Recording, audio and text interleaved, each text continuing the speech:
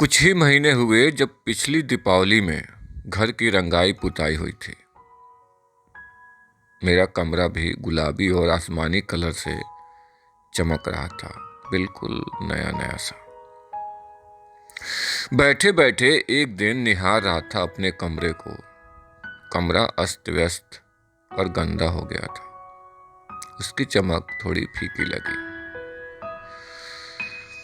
रोज कल के लिए टाल देता सफाई। इस तरह कई महीने गुजर गए।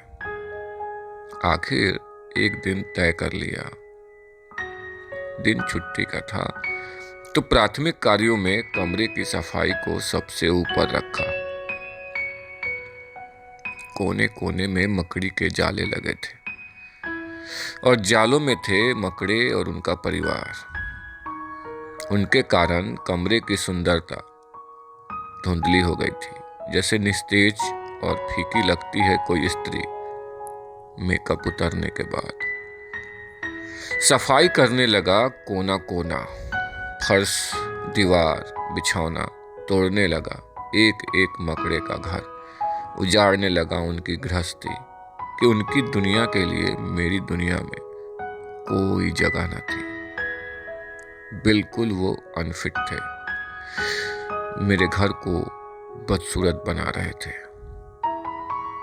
बिना इस फिक्र के कि कितने मकड़ों के हाथ पैर टूटेंगे, कितने अपनी जान से जाएंगे, कितने घर से बेघर होंगे। मैं अपनी दुनिया को खूबसूरत बनाने के लिए इस हद तक पागलपन में धुत था कि सुन न सका उनकी चीख, उनकी तड़प, उनकी पुकार।